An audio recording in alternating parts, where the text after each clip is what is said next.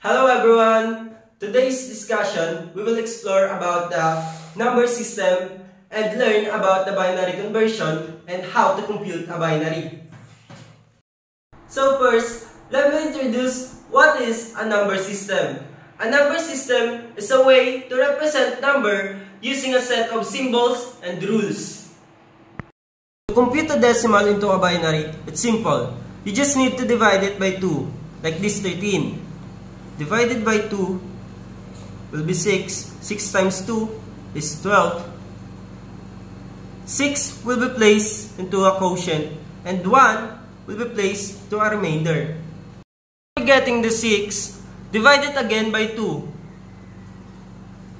2 divided by 6 is 3. 3 times 2 is 6, will be 0. 0 will be going on the remainder and the 3 will be placed on the quotient again. Lastly, the 1 will be divided again by 2. So 1 divided by 2 is 0. So 0 multiplied by 2 is 0, will be remainder 1. 0 will be placed on the quotient again and 1 will be placed on the remainder again. After reaching the 0, we'll now have our binary of 13. So how do you read the binary? You will read it upwards, not downwards, but upwards. So ganito ang gagawin natin. I-add natin si 101 sa 11. So 1 plus 1 is 0. Carry out 1. 1 plus 0 is 1. 1 plus 1 is 0. Carry out 1. 1 plus 1 is 0. Carry out 1. And bring down 1. So ang magiging answer natin is 1, 0, 0, 0. Next naman is subtraction.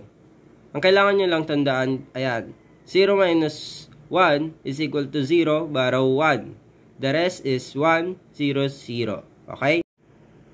Paano nga ba mag-multiply ng binary? Simple lang. Tandaan mo lang yung formula na yan.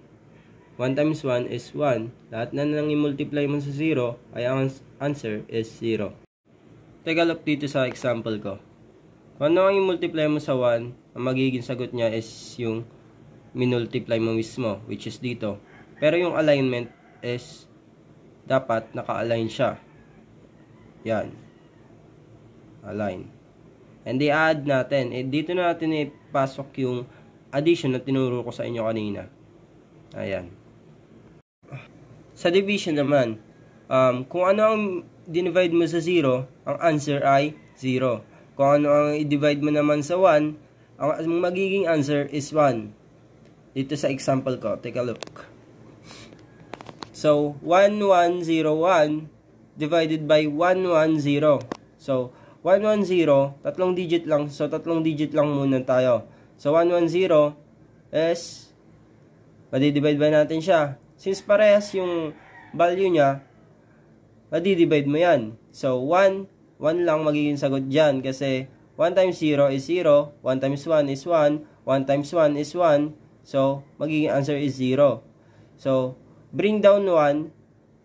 Madidivide ba natin si 1 kay 110? Siyempre, hindi. So, magiging answer natin is 0. Bring down 0. And 1 is the remainder.